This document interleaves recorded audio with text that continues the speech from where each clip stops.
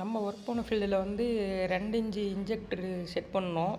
அதுவும் பார்த்திங்கன்னா பழைய இன்ஜெக்டர் தான். அதெல்லாம் ஃபுல்லாக கட் பண்ணி எடுத்துட்டு இதை வந்துட்டு டைட் பண்ணோம். அது வந்து பார்த்திங்கன்னா என் கையில் டைட் பண்ணியிருக்காங்க. ஆனால் நாங்கள் வந்து அதை ரிமூவ் பண்ணிட்டு பார்த்திங்கன்னா எரால்டைட் ஸ்டாண்டர்டுங்கிற ஒரு பேஸ்ட் இருக்குது, அது யூஸ் பண்ணோம். அது வந்து பார்த்திங்க அப்படின்னா வாட்டரோட லீக்கேஜ் வந்து அரெஸ்ட் பண்ணோம், லீக் ஆக விடாது.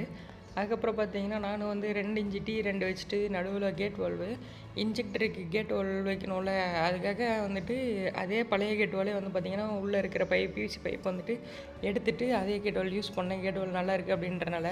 அதுக்கப்புறம் பார்த்தீங்கன்னா ஒரு 6 இன்ச்சு இருக்க மாதிரி ஒரு 2 பீஸ் கட் பண்ணிக்கிட்டேன், கேட் வால் இன்லெட் அவுட்லெட் 2 சைடும். அதுக்கப்புறம் T2 வந்து பார்த்திங்க அப்படின்னா வெர்டிக்கலாக ஃபிக்ஸ் பண்ணிக்கிட்டேன். வெர்டிக்கலாக ஃபிக்ஸ் பண்ணதுக்கப்புறம் பார்த்திங்க அப்படின்னா அது கரெக்டாக ஃபிக்ஸ் பண்ணணும். இல்லை அப்படின்னா கிராஷாக போயிடுச்சு அப்படின்னா வந்துட்டு கேப் விழும். அதனால் இப்போ பாருங்கள், நான் வந்துட்டு 2 ஃபிக்ஸ் பண்ணிட்டேன். 2ம் நேராக இருக்கா வெர்டிக்கலாக இருக்கான்னு பார்த்துட்டு மறுபடியும் வந்து ஒரு 2 பீஸ் பைப் கட் பண்ணிக்கிட்டேன்.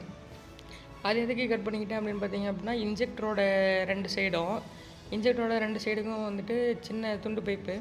அதே மாதிரி பார்த்திங்கன்னா இன்ஜெக்டரில் ஏரோ மார்க் இருக்கும், அந்த டைரெக்ஷனில் தான் வந்துட்டு இன்ஜெக்டர் செட் பண்ணணும். அப்போ தான் வந்து பார்த்திங்க அப்படின்னா இன்ஜெக்டர் வந்து கரெக்டாக இன்ஜெக்ட் பண்ணணும். நிறைய பேர் பார்த்திங்கன்னா இன்ஜெக்டரை வந்துட்டு எப்படி சொல்கிறது, ஃபஸ்ட்டு டீயில் வைக்காமல் செகண்ட் டீயில் வைப்பாங்க. அப்படி வச்சிங்க அப்படின்னா வந்துட்டு இன்ஜெக்டர் அவ்வளோவா இன்ஜெக்ட் பண்ணாது.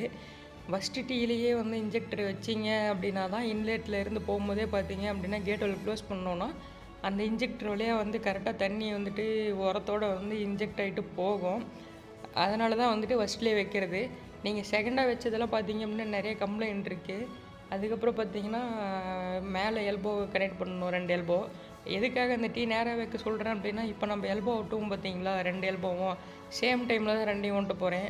அதாவது அது 2ம் வந்துட்டு ஒரே ஸ்ட்ரெயிட்டாக இருக்கும். அப்போ தான் வந்து பார்த்திங்கன்னா வந்துட்டு எல்போவும் கரெக்டாக ஃபிக்ஸ் ஆகும்.